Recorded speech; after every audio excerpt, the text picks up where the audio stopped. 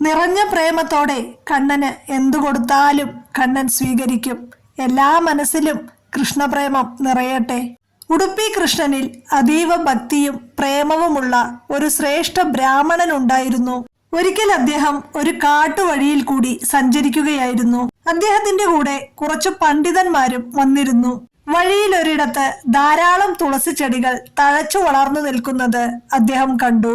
അദ്ദേഹത്തിന്റെ മനസ്സിൽ ആനന്ദം അലതല്ലി. തുളസി എവിടെയാണോ അവിടെ തന്റെ കൃഷ്ണൻ ഉണ്ടാകും. ബ്രാഹ്മണൻ അവിടെ ഒരു മരത്തണലിലിരുന്ന് ധ്യാനം ആരംഭിച്ചു. മനസ്സുകൊണ്ട് ശ്രദ്ധയോടെ തുളസിയില പറിക്കുവാൻ തുടങ്ങി. കാരണം തുളസി ചെടി ഭഗവാന് വേണ്ടി മാത്രം മുളയ്ക്കുന്നതാണ്. ചെടിക്ക് നോവാതെ വേണം അതിനെ പറിക്കാൻ. നുള്ളിയ തുളസി ഇലകൾ കൊണ്ട് ഭഗവാന് മനസ്സ ഒരു മാല കെട്ടി തുടങ്ങി. മഹാഭക്തനായ ആ ബ്രാഹ്മണൻ മാനസികമായി ശ്രദ്ധയോടെ ഉണ്ടാക്കിയ മാല മനസ്സുകൊണ്ട് ഉടുപ്പി കൃഷ്ണന് അത് ചാർത്തി. മാല ഭഗവാന്റെ കഴുത്തിൽ ശരിയായി വീഴാതെ വലത്തെ തോളിൽ ഇറങ്ങാതെ എവിടെയോ തട്ടി നിന്നു. അദ്ദേഹം വീണ്ടും മാല കഴുത്തിൽ നിന്നും ഉയർത്തി രണ്ടാമതും ഇട്ടു നോക്കി. അപ്പോഴും വലത്തെ തോളിൽ ശരിക്ക് ഇറങ്ങുന്നില്ല. ഇരുവശവും കൃത്യമായി ഇറങ്ങിക്കിടന്നാലല്ലേ ഭംഗിയുള്ളൂ. പെട്ടെന്ന് അദ്ദേഹത്തിന്റെ ധ്യാനം ഉലഞ്ഞു. അദ്ദേഹം കണ്ണു തുറന്നു. മുഖം മ്ലാനമായിരുന്നു. കൂടെ വന്നവർ കാര്യം തിരക്കി. അദ്ദേഹം മാനസ പൂജയിൽ താൻ ഭഗവാന് ഒരു തുളസിമാല ചാർത്തിയ വിവരം പറഞ്ഞു. എന്തുകൊണ്ടോ ആ മാല ഭഗവാന്റെ കഴുത്തിൽ ശരിയായി വീണില്ല എന്നും പറഞ്ഞു.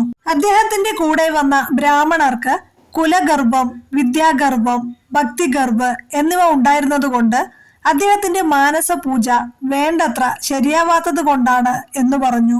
എന്നാൽ ബ്രാഹ്മണന് ആ മറുപടി സ്വീകാര്യമായി തോന്നിയില്ല. കാരണം അദ്ദേഹം അത്രത്തോളം ശ്രദ്ധയോടെയാണ് എല്ലാം ചെയ്തത്.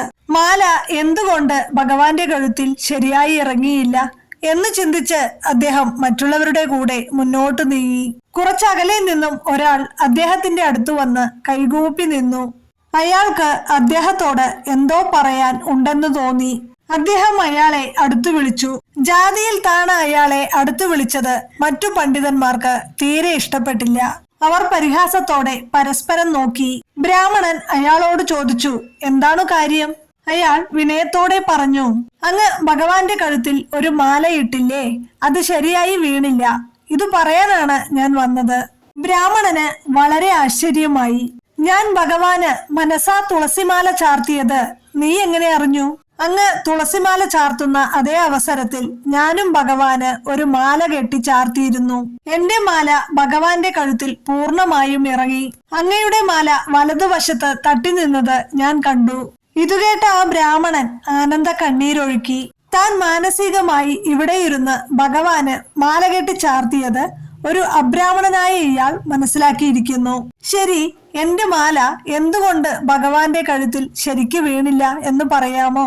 അങ്ങ് ചാർത്തിയ മാല മത്തിന്റെ വശത്ത് കുടുങ്ങിയതാണ്.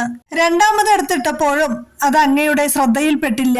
ഇത് കേട്ട ഉടനെ അദ്ദേഹം വീണ്ടും ധ്യാനിച്ചു നോക്കി. അയാൾ പറഞ്ഞത് ശരിയാണ്. തന്റെ മാല മത്തിൽ കുടുങ്ങിയിരിക്കുകയാണ് എന്ന് മനസ്സിലാക്കി പതുക്കെ കൈകൊണ്ട് മാല മത്തിൽ നിന്നും വിടുവിച്ചു. എന്നിട്ട് അത് ശരിക്കും കൃഷ്ണന്റെ കഴുത്തിൽ ഇറക്കിയിട്ടു. ഇപ്പോൾ മാല ഭംഗിയായി കഴുത്തിൽ വീണു. ബ്രാഹ്മണൻ ആനന്ദത്തോടെ ആ ഭക്തനെ കെട്ടിപ്പുണർന്നു. ആചാരവും അനുഷ്ഠാനവും വളരെയുള്ള വിഭാഗത്തിൽപ്പെട്ട അവർ സാധാരണ അബ്രാഹ്മണരുടെ അടുത്തേക്ക് പോകുക പോലും പതിവില്ല.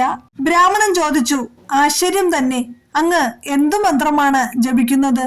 ആരാണ് അങ്ങയെ ധ്യാനവും മാനസപൂജയും പരിശീലിപ്പിച്ചത്? അയാൾ വിനയാന്വിതനായി പറഞ്ഞു, എനിക്ക് പൂജയോ മന്ത്രമോ ഒന്നും അറിയില്ല. ഒരിക്കൽ ഒരു മഹാത്മാവ് തുളസി മാലകളുമായി ക്ഷേത്രത്തിൽ പോകുന്നത് ഞാൻ അകലെ നിന്നു കണ്ടു. ഇതെന്തിനാണ് എന്ന് ഞാൻ അദ്ദേഹത്തോട് ചോദിച്ചു. അപ്പോൾ അദ്ദേഹം ഉടുപ്പി കൃഷ്ണന് ചാർത്താനുള്ള മാലയാണ് എന്ന് പറഞ്ഞു. ഞാൻ ആഗ്രഹത്തോടെ ചോദിച്ചപ്പോൾ എനിക്ക് ഭഗവാന്റെ രൂപത്തെ പറ്റി പറഞ്ഞു തന്നു.